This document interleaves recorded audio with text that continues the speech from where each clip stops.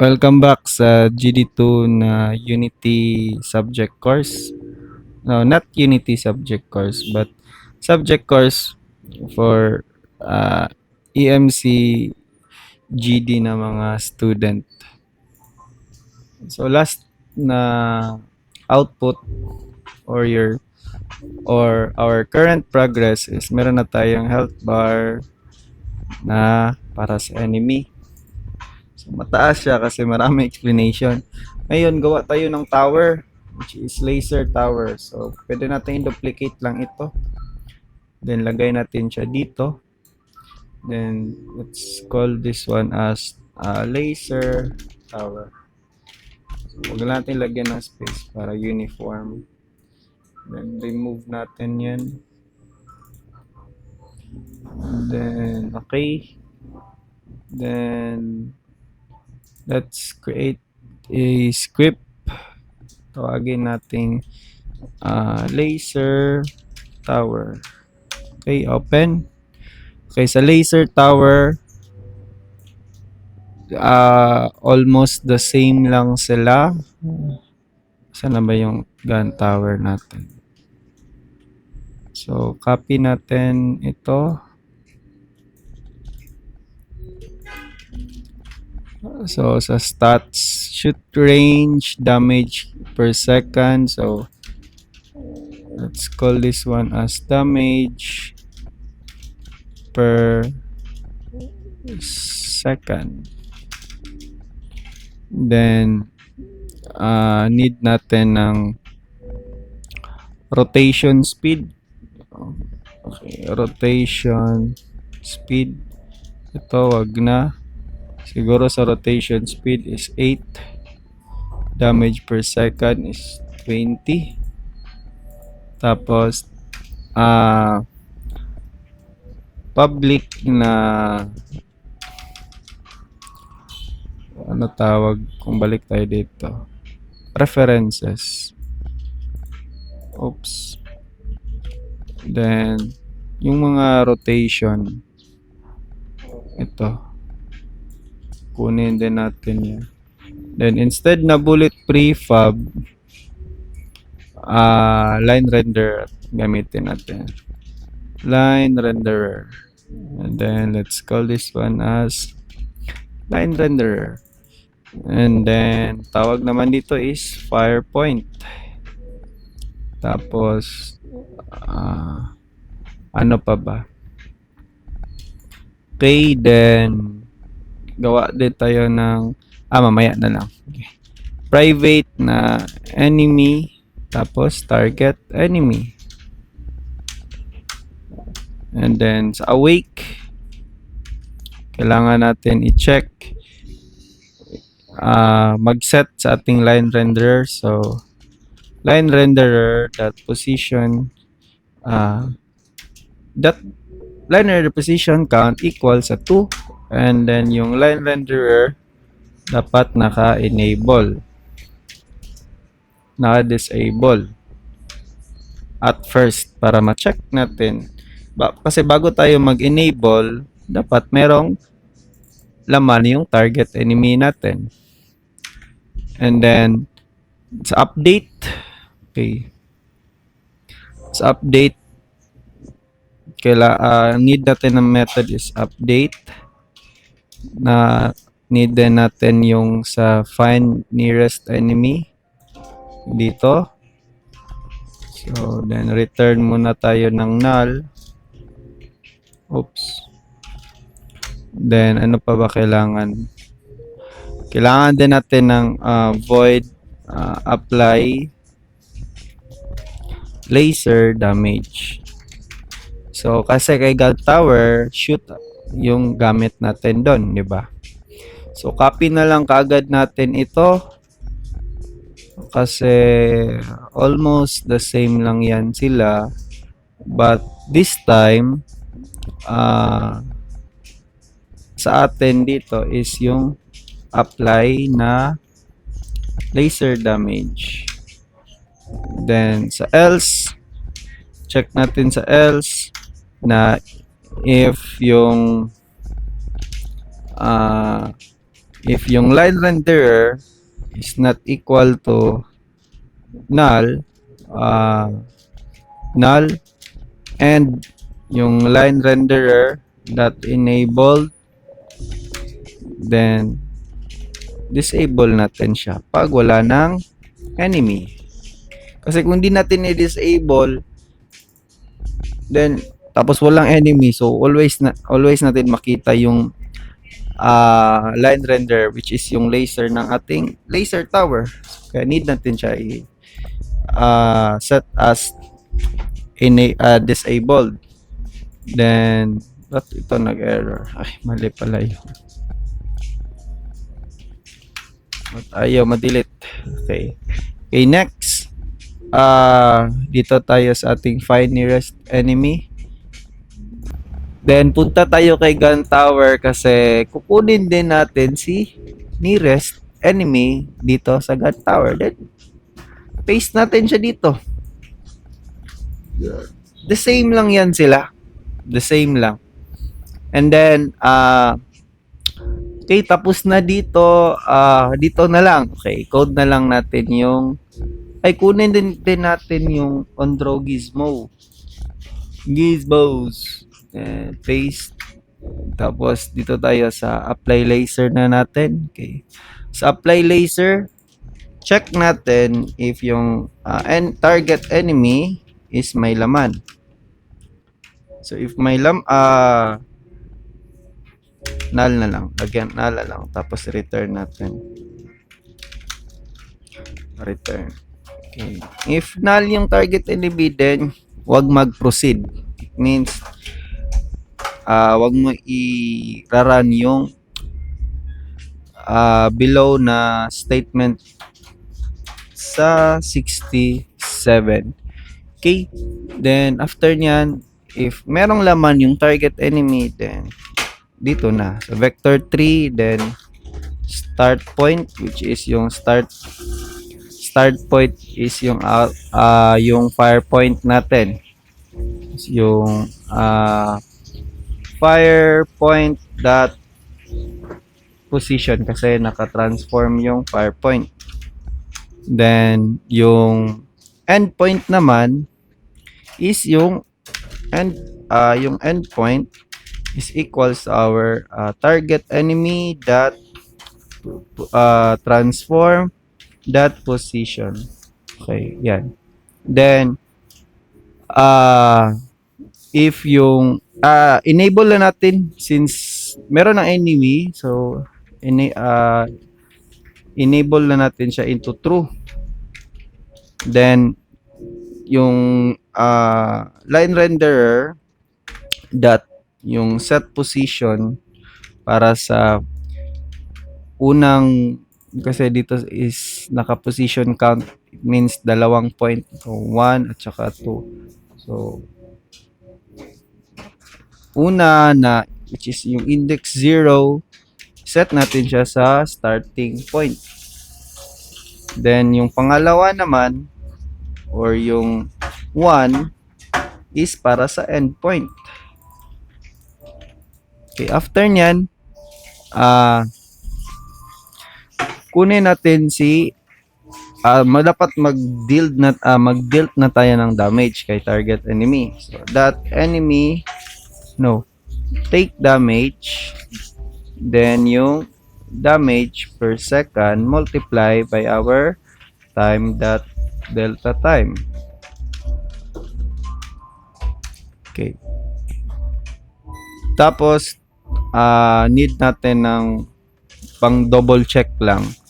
So I think need natin ulit ito para in case lang after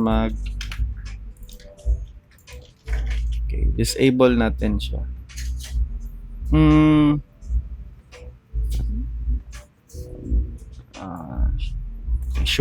Make sure na lang natin na si target enemy is may laman. So walang laman, then disable natin. And then Set up na lang tayo kay ah, Unity dito sa laser tower natin. So, meron ba tayong materials? Meron. So, try natin gumawa para sa ating laser tower. Then, color na may pagkaganyan. Drag natin dito. So, it means ito si laser tower. Siguro, ibahin natin yung mukha ng laser tower natin. Yung sa gun rotation sa head niya. Adjust natin yung yan. Parang ganyan. Okay. Tapos, start. Ay! Di pa tayo gumawa ng mga line renderer para sa ating laser. So, gawa tayo ng dito. So, hindi pa tayo nag-drag. Hindi din natin pinad as component yung laser tower. Okay. Laser. So, i-drag natin yung gun rotation, yung wala pa tayong line renderer, but meron na tayong bullet spawn point. So, siguro, ibahin natin yung name firepoint. Tapos, add tayo ng empty object. Let's call this one as laser line renderer. And add a line renderer. Tapos, yung material dapat naka sprite default. Tapos, change natin siya into may pagka-light. Ganyan, blue. Then this one is literal na ganyan. And then drag natin siya si line renderer dito. Tapos try natin.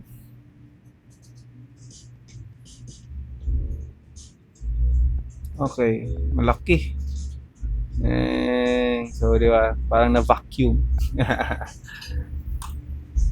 Parang ulti ni Pugna. But ang laki ng line renderer natin. Palimutan ko saan siya i-adjust. Saan nga ito i-adjust? Dito. Tama pala. So, I think add key. Pagkaganyan siguro. Tapos lakihan natin yung health ng ating enemy para matest natin.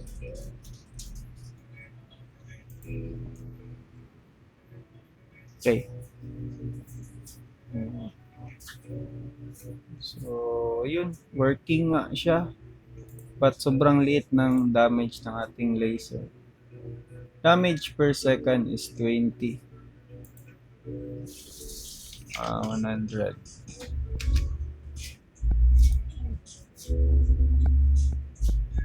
Si gun tower ba? Naka 25 kaya pala. So, parang ganyan yung mangyayari.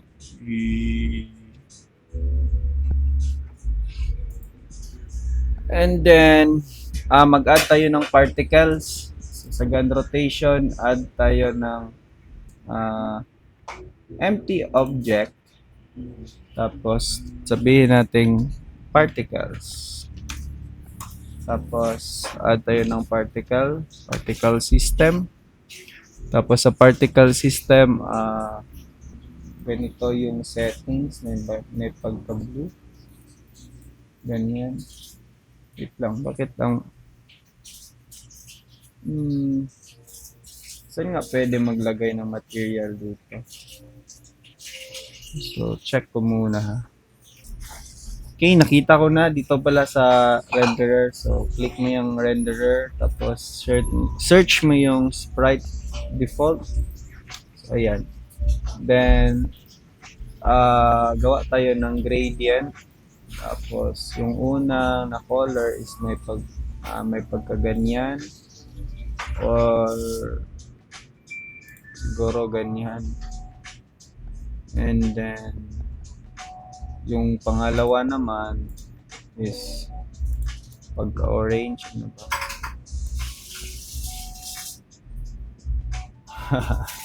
So, ganyan, sige. Ganyan yan. Tapos, sa start at, gawa tayo ng uh, curve. Yeah, curve. Tapos, ano ba to? Random between two constant. Random curve. Curve. Dito pala. Then, baliktad. So, dapat from malaki to ganyan. Okay. Then, yung duration is 1. Then, start lifetime is 0.2. Tapos, 10 lang. Ano pa ba? I think sa shape. Okay na siguro yung sa shape. Yeah. Balik tayo dito. So, I think sobrang malaki to. Start speed 0.2. Max particle is just 10. Drag nga natin. Sobrang laki nga. Adjust natin yung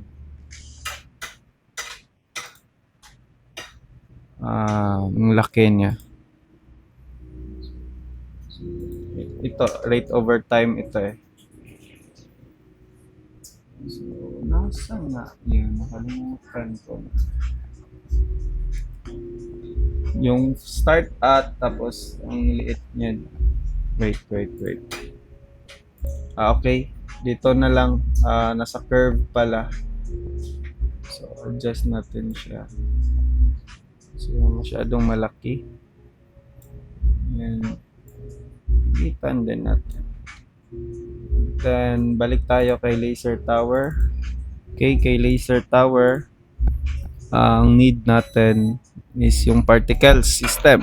So, serializable field, private na particle system, then let's call this one as particle or heat effect. Then, sa heat effect, sorry, lagay lang tayo dito sa ating apply laser. So, below lang nito. So, heat effect that transform that position equals ating endpoint. So, doon natin doon natin ilolocate yung heat natin na heat effect. And then, if yung heat effect that is playing or dapat is not playing, then heat effect that play. Tapos, paano naman natin siya i-stop? So, kailangan natin siya i-stop. Okay, sa baba ng take damage. Okay, if target enemy is null and heat effect is null, then heat effect that stop. Tapos true. And then particle system behavior, stop emitting and clear. Save.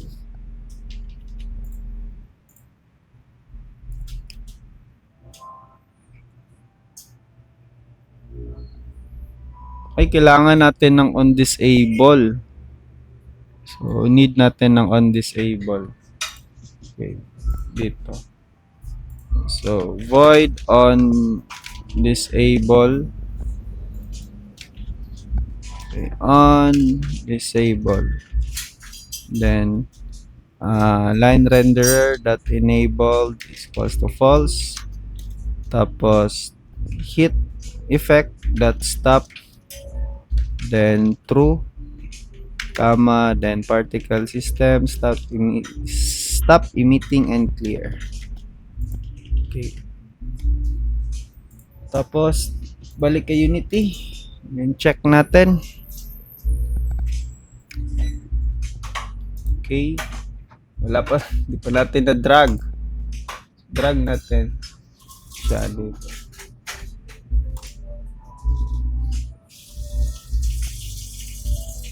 Wala, bakit naka-start ito?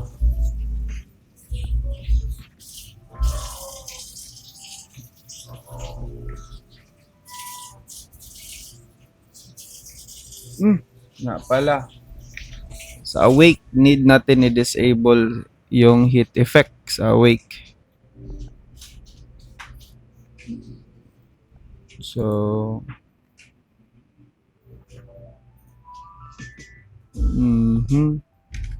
hindi. Play on awake. Ito. Wag na lang natin i-code. Okay, ayun. Tapos check natin if wala na siya sa range niya. Pag wala na, need natin i-disable. Saan natin siya pwede i-disable? So, disable din natin dito. See? Ayan.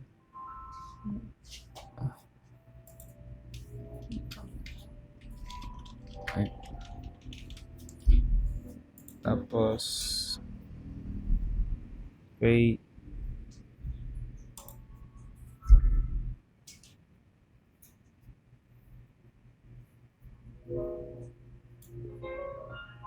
Ayan. Parang ganyan yung mangyayari. Pag wala na siya sa range, ayun, disable. Okay. Yan lang muna. The next naman is try natin yung mag-add or mag-display na tayo ng tower sa nodes natin.